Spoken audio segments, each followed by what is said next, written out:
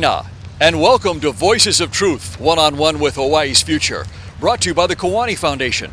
I'm Ehuke Kahu Cardwell, and here we are today on the grounds of Iolani Palace. We got a great guest for you. You're going to love to meet him, so let's come on over here and see who we got. Pomai, aloha. Hello. How's it? Hello, Kaua. Good to see you. Good to see you. Thank My you. goodness, you are a colorful gentleman with a red shirt here, kui kapono, and you've got the Hawaiian flag upside down, which is a sign of distress, yes? But John, come on up here. Let's check this out. Look what's on the flag. My goodness, a Free Hawaii bumper sticker.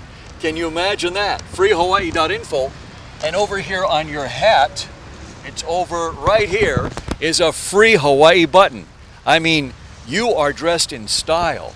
This is like formal dress, formal wear, right? With those two things? This is the battle dress to restore our kingdom. Ah, that's what I was Hawaiian looking for. Kingdom. The battle dress to restore our kingdom. Our Hawaiian Kingdom. And that's why we have you on the show today. You're one of our warriors today, aren't you? Yeah, let's walk over here. I know we're walking towards a special place that has a lot of meaning for you.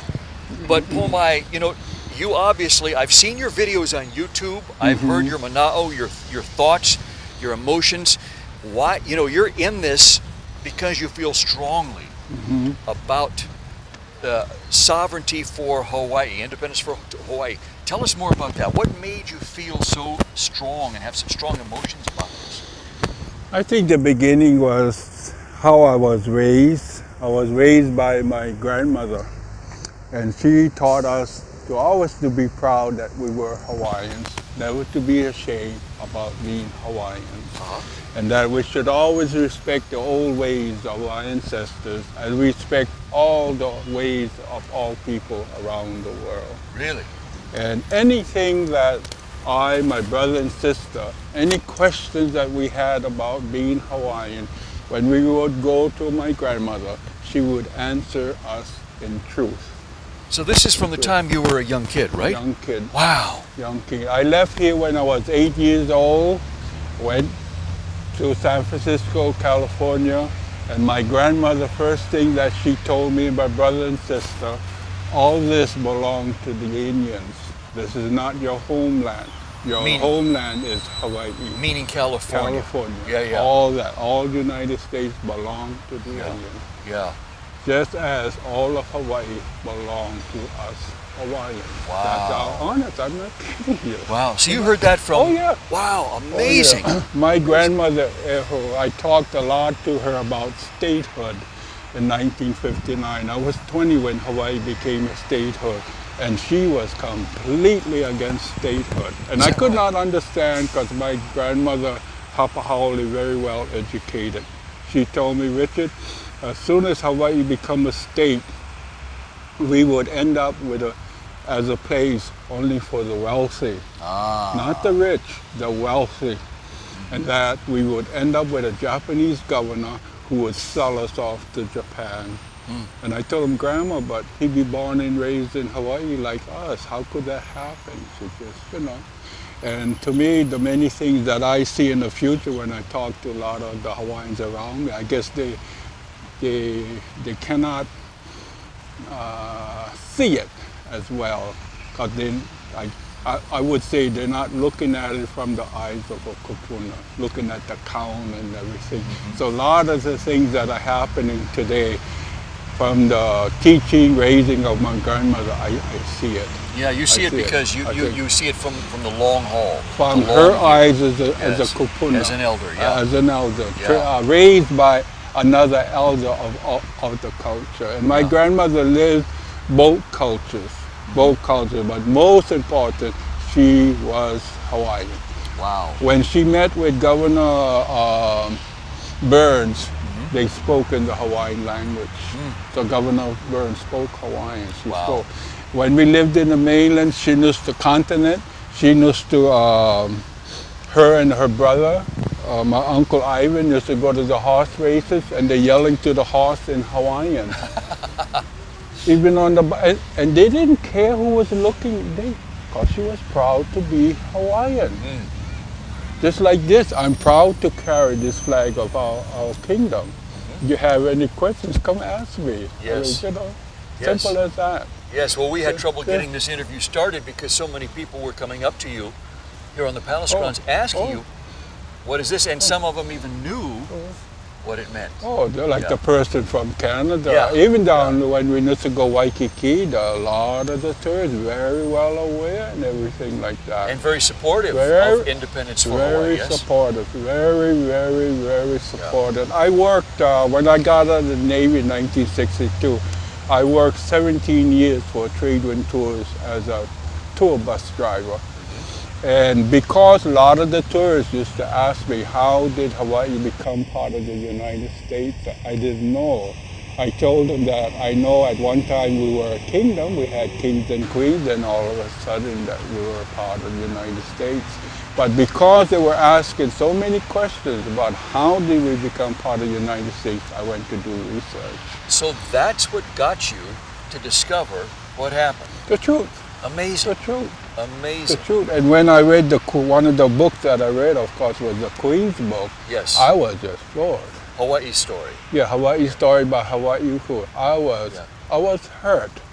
I knew the Queen wasn't lying, but I was hurt that I was willing to fight and die for America. And America had did this to the Queen and our ancestors.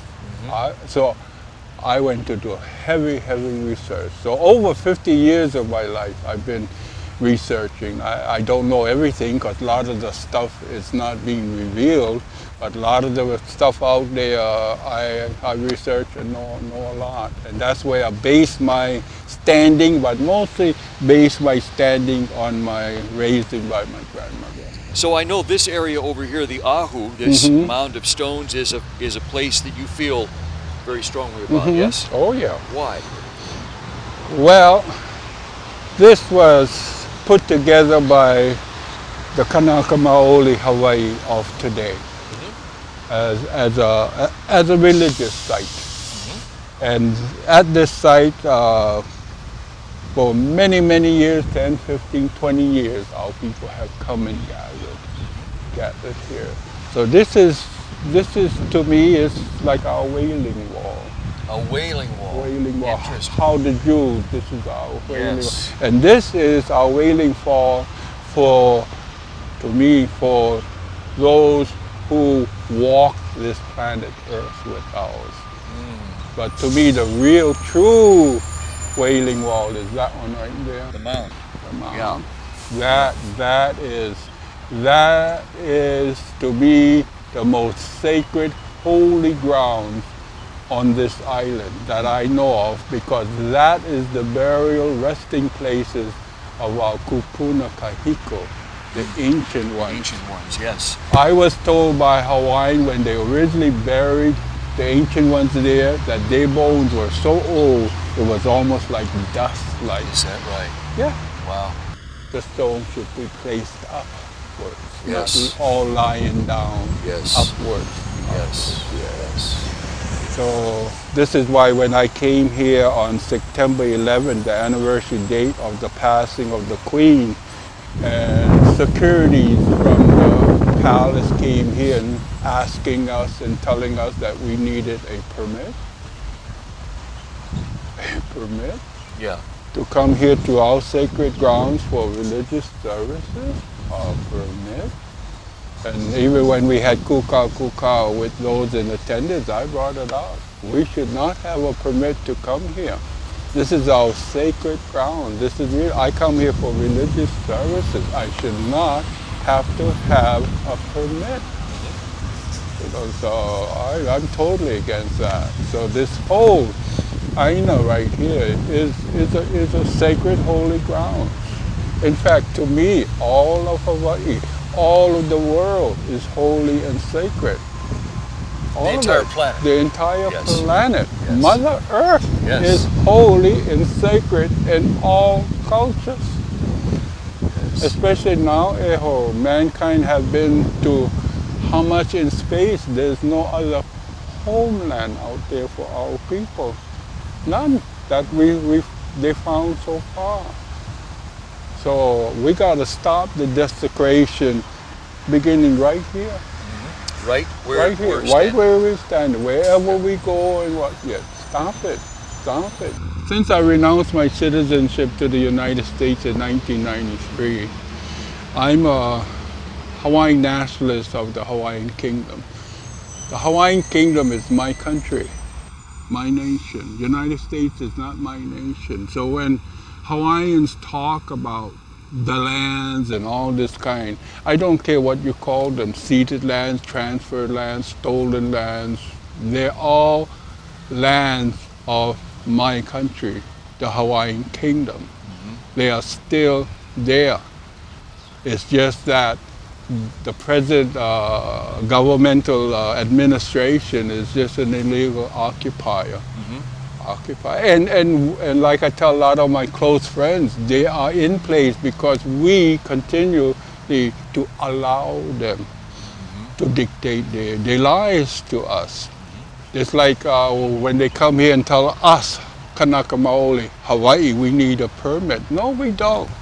Maybe the general public needs a permit, but not Kanaka Maoli, Hawaii. We hold the sovereignty to this land. United States have acknowledged that our kupuna kahiko never relinquish our inherent sovereignty. And I and many, even you never relinquish your inherent sovereignty to Hawaii.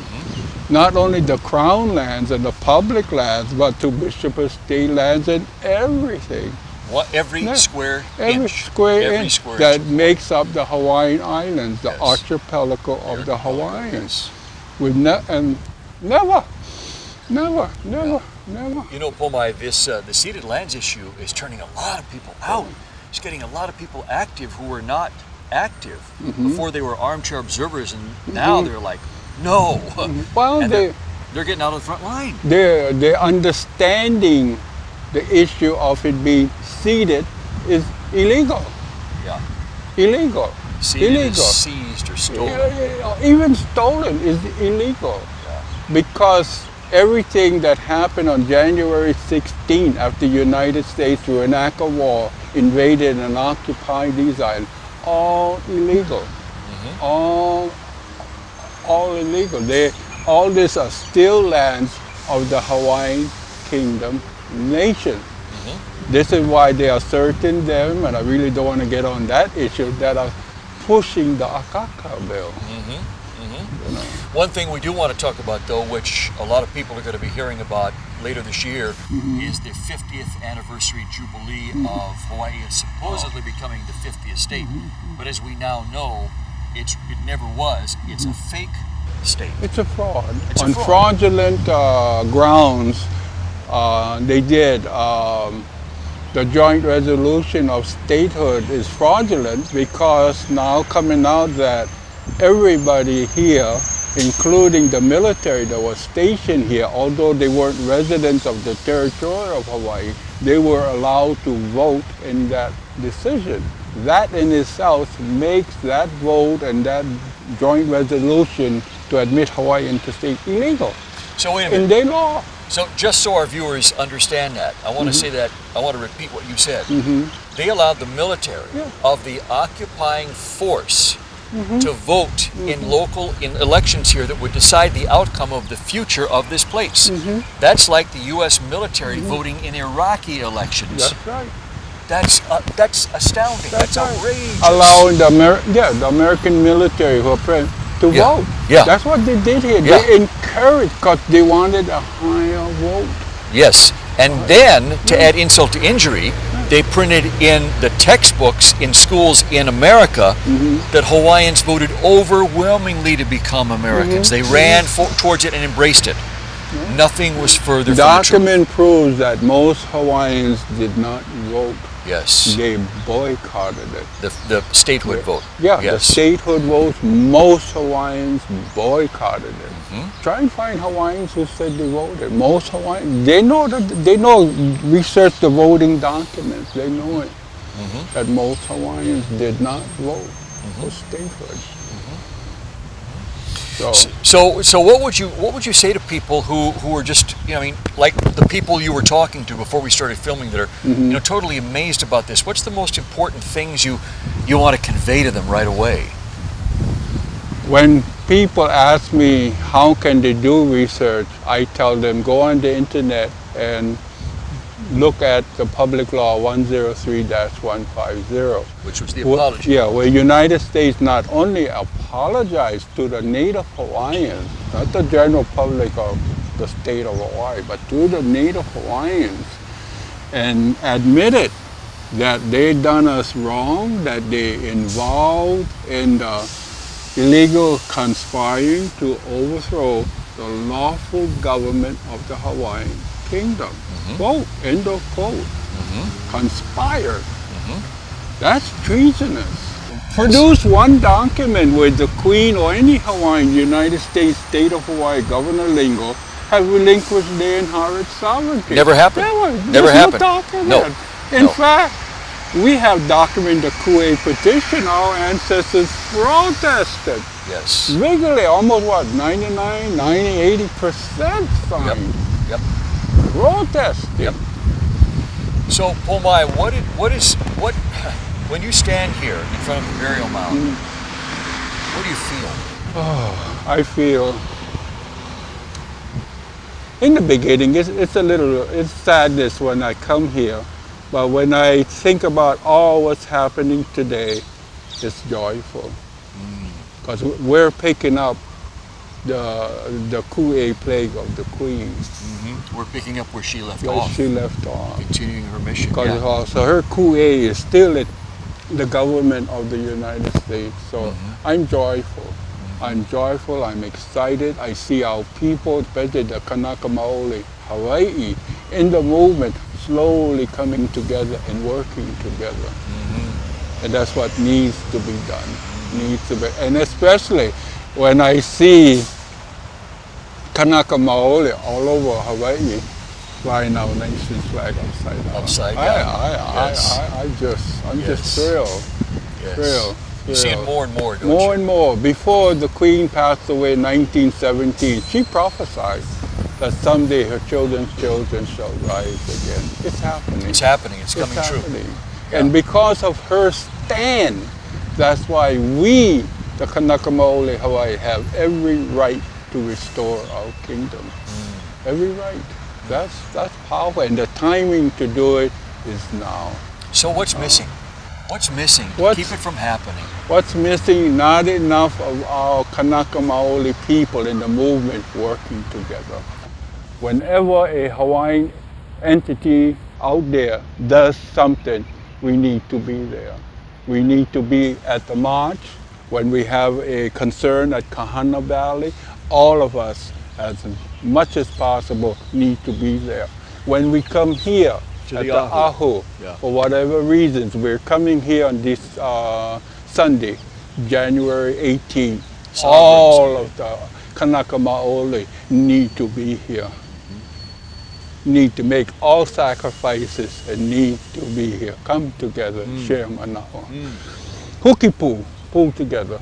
And that's what's is too much present in the Hawaiian sovereign movement. We need to hukipu and respect each other just as the hula halaus do. Yeah. So like we hear, you know, the hukilau nets where everybody pulls in the same direction or rowing in the same direction. Hukipu means to come together and pull in the same direction and be as one. Yes. Yes. And all tribal cultures, they did that. They did that. They worked together and did that. They did that. I believe that's how the ancient Egyptians were able to build pyramids, by hukipu, pulling together. All pulling together. All pulling together. We have a lot of monuments here on the Big Island, stone walls, and how did people do this? Like hukipu, pulling together, working in unity. What the restored kingdom will be rests on what majority of the Hawaiian nationalists of the kingdom wanted to be. Sure, of course. Wanted to be. For me, I support that restored Hawaiian kingdom continuously be a constitutional monarchy, ruled by a constitution. People of me have been talking, I say, because we've been so far away from the Ali'i system that I don't see in the immediate future Hawaiians sitting on the throne at that time. But that does not mean that we cannot still be in Constitution a monarchy. I see the future Hawaiian Kingdom, say on the similar basis as England, where you have a queen, but the political head of the monarchy of England is run by a prime minister. Gotcha. What do you think quality of life would be like here in an independent Hawaii? Oh, much better. Much better. Huh? Much better. Yeah. We control the government. And most important, we need to control the immigration coming into Hawaii. Not that I'm anti-immigration. Our islands right now are too small to continue the masses of people coming in. Yes. Too small. We don't have the big land base to house all these people and to continue to set up businesses to provide jobs for these people. We don't. We're having problems already. And most important, the restored kingdom, to me, needs to look very carefully. How can we perpetuate the lifestyles of our Kanaka Maoli people first? Where that culture is dominant and the underpinnings, the foundation of everything that happens here. Yes. Because all of us have ohana throughout the world that wants to come home. Yes. Wants to come home, and they need to come home and things like that. And we can do it, and we will do it. Like, I have no problem that it'll be better. It'll be better. See, Hawaii today, again, most of our goods are coming in from Asia, not from the continental United States. Prior to statehood, most of the stuff was coming in from the continental United States. And I think it's better for United States that we gain our independence, because I believe this war on terror is going to last 100 years.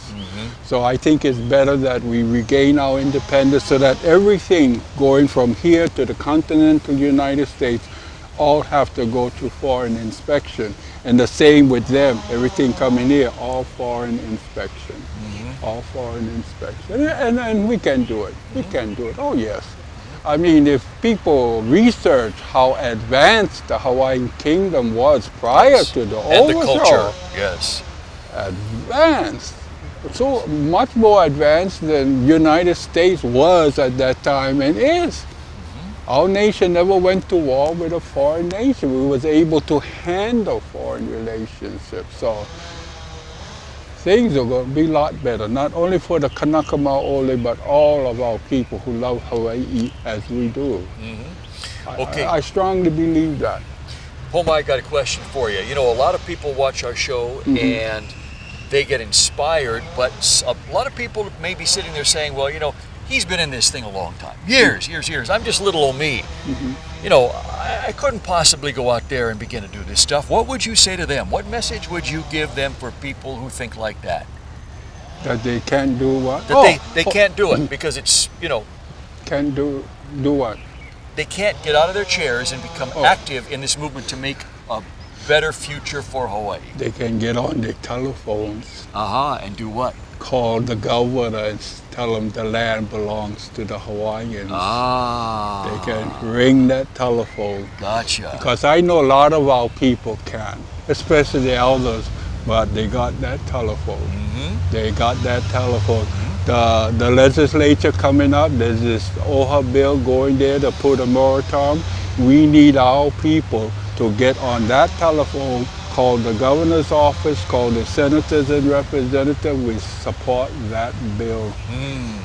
Get on the telephone. So just an act as simple as picking up the phone and calling them up and expressing your opinion is something that's not only valuable, but something everybody can do. And that's what is greatly missing with the Hawaiian movement. Many times, I've been down there and I'm the only Hawaiian telling them, you can't do this, it's illegal, like the Akaka bill. Many times I was the only one where Hawaiians down there say, yeah, push it, we need it. We need it. Good. But get involved on that telephone and do it. There's a lot that, and I can understand that there are many people that can't be here, can't be at the march. but there's things you can do at home. Like you said, they can get on the phone, but they can also get on the internet, yeah? Oh yeah. Yeah. For those who have the internet, that's the best. Mm-hmm. That's where a lot of my modern day research comes from, the internet. I spend more time on the internet researching than watching television, because television is, you know, Right. But the internet is a powerful tool that they can get on there, they can do research, they can start to send emails to inform their friends, go on chat groups, all that kind of stuff. I got friends that I have never met on my emails that live on the continental United States that support free Hawaii. Is that right? Oh yes. Wow. Oh yes. Wow, amazing. Oh yes, on my email, and I've never met them, but they support. Oh yeah, just was reading, so it's, you know. Amazing. Oh yeah, I got one that what the heck, that lives in England, a Hawaiian. I've never met. Is that right? Yeah. Wow. Yeah. That's great. Well, tell you what, we're going to have to leave it right there. Mm-hmm. Oh my, mahalo for being on Voices of Truth. You're a fountain and wealth of information. Please keep doing what you're doing. You've inspired many people, including me. And just keep up the great work. Wow. Mahalo. Mahalo for being on the show. And mahalo to you, our viewers, for watching. This has been Voices of Truth, one-on-one with Hawaii's Future, brought to you by the Kalani Foundation. Remember, you can watch us on the web 24/7 on voicesoftruthtv.com. Also, our weekly video commentaries on freehawaiitv.com. Of course, it's all part of the Free Hawaii Broadcasting Network. I'm Ehuke Kahu Cardwell. Mahalo for watching, and until next time, ahui ho!